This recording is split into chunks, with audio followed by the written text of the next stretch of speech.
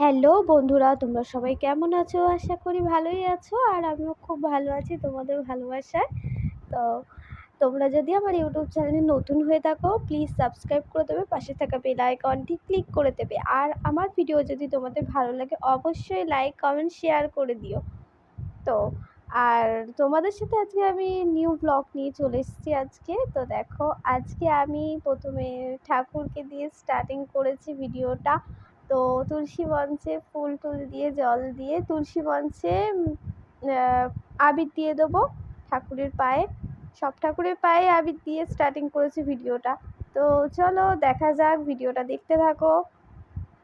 তো আজকে সারাটা দিন আমি দোল পূর্ণিমার দিনে কিভাবে কাটালাম, তো সেটাই তোমাদের সাথে আমি আজকে শেয়ার করতে চলেছি। তো মনসা গাছটা দেখো, আমাদের বাড়ির যে মনসা গাছটা মানে অনেক বড় হয়ে গেছে গাছটা। তো গাছে এখন আমি ফুল টুল দিয়ে ঠাকুরকে জল দেব গাছের গোড়ায়। তো জল দেওয়ার পর গাছের গোড়ায় একটু আবির দিয়ে দেবো মনসা গাছে। তো দেখো গাইস, তো তারপর আমি এখন চলে যাব সোজা দোতলায় চলে যাব। দোতলায় যেহেতু ঠাকুর ঘর আছে, তো ঠাকুর ঘরে চলে যাব। ঠাকুর দিয়ে পুজো টুজো করার পর ঠাকুরের পায়ে, সব ঠাকুরের পায়ে আবির দেবো।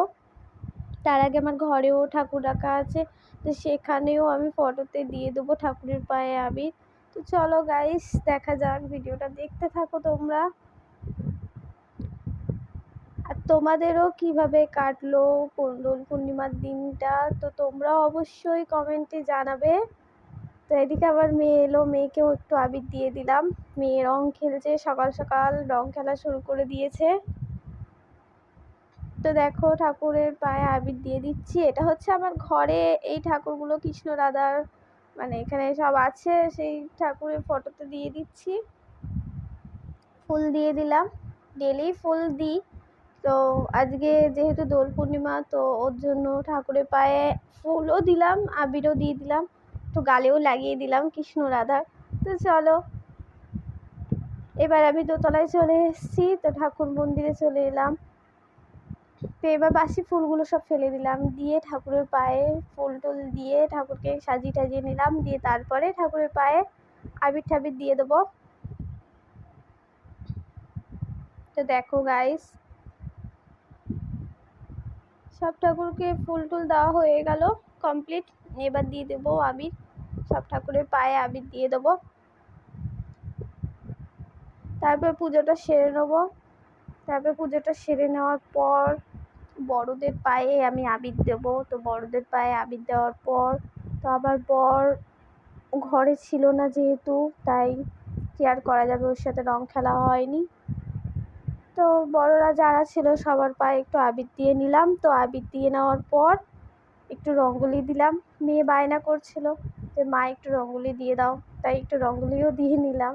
তো দেখো গাইস, কিরকম হয়েছে জানি না, কিরকম হয়েছে, তোমাদের কিরকম লাগবে। ইচ্ছে হলো তাই দিয়ে দিলাম। আর কালার ছিল না আমার কাছে, তো আমি যা ছিল তাই দিয়েই করলাম। তো তারপরে খাওয়া দাওয়ার পর এখানে চলে এলাম রান্না করতে। তো রান্না বান্না আমার কমপ্লিট। তো এখন আমি যাব ছোটো কাকিমাদের বাড়িতে, আমাদের পাশের বাড়ি। তো চলো গাইস যাওয়া যাক। রং খেলতে গেলাম মেয়ে আর আমি। তো এখানে এটা আমার ননদ, তা আমরা সবাই একটু রং টং খেলে নিলাম। ভেতরেও কাকিমাদের সাথে রং টং খেলে এলাম, ওদের রান্না করছিল ওরা ভিতরে। তো আমার রান্না করা হয়ে গেছে, আমি চলে এসেছি ওদের ঘরেই, চলে এসেছি রং টং খেলতে। তো ওই আর যাবে বলছিল, তো আমি চলে এসেছি আগে আগে রান্না বান্না করে সেরে নিয়ে চলে এসেছি। তো এখানে আমার মেয়ে বললো মা তোমার সাথে একটু আমি রং খেলবো। তো তাই আমি ওর ইচ্ছেটা পূরণ করলাম, বললাম চল তাহলে খেলি একটু তোর সাথে রং। তাই মেয়ের সাথেও একটু রং খেলে নিলাম। তো দেখো, এখানে রং খেলা আমাদের কমপ্লিট। তো বিকেলবেলা আবার চলে এলাম, একটু ফটো টটো শ্যুট করে নিলাম, তারপর একটু রিলস টিলস বানিয়ে নিলাম। দেখো গাইস, আমার চুলের অবস্থাটা পুরো 12টা 5 বেজে গেছে, একদম চুলের অবস্থা। তো চলো, কি আর করা যাবে, এখন আমাকে স্নান টান করতে। সন্ধ্যাবেলা আমি স্নান করে চলে এলাম। তো চলো গাইস, এখনকার মতো এই পর্যন্ত, টাটা।